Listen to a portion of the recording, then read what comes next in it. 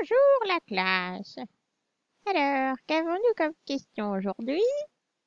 Professeur Cacahuète, pourquoi les cochons d'Inde mangent-ils leurs crottes? Ah, c'est un grand sujet. En réalité, la question est fausse car les cochons d'Inde ne mangent pas leurs crottes. Et non, ils ne pratiquent pas la coprophagie car les crottes, ce sont les résidus de la digestion dont l'organisme n'a pas besoin. Elles sont expulsées et on n'en parle plus. Ce qui nous intéresse, c'est le cécome, qui est un organe formant la première partie du côlon, présent également chez l'humain. Il est particulièrement développé chez les herbivores. Chez le cochon d'Inde, il peut contenir jusqu'à 65% des matières gastro-intestinales. Cet organe est très riche en bactéries. D'ailleurs, lorsqu'un cochon d'Inde souffre de tympanisme, voir ma leçon numéro 3 à ce sujet, c'est le cécome qui gonfle comme un ballon. Les cochons d'Inde pratiquent la secotrophie, une sorte de deuxième digestion. Le processus produisant les secotrophes est appelé fermentation intestinale.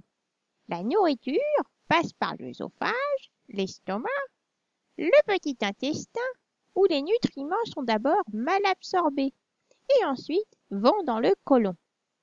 Via une contraction en sens inverse, la nourriture est retournée vers le cécome, où elle est réduite en monosaccharides par fermentation microbienne. Il en résulte des secotrophes qui passent par le côlon et l'anus. Les bactéries et nutriments du cécome sont ainsi absorbés et peuvent être digérés. Ils permettent par exemple aux cochons d'Inde d'absorber la vitamine B12. C'est vrai que les secotrophes ressemblent à des crottes, mais sont en fait plus mous et luisants. D'ailleurs, lorsqu'un cochon d'Inde va expulser des secotrophes, il le sait très bien et se met en boule pour les attraper et les avaler directement. Il arrive parfois que les secotrophes tombent par terre et vous pouvez voir votre cochon d'Inde renifler ses crottes et en manger certaines, car il identifie les secotrophes et délaisse les crottes. Par contre, il peut arriver qu'un cochon d'Inde mange les crottes d'autres congénères pour absorber leurs bactéries s'il a des soucis de digestion et veut rééquilibrer sa flore intestinale.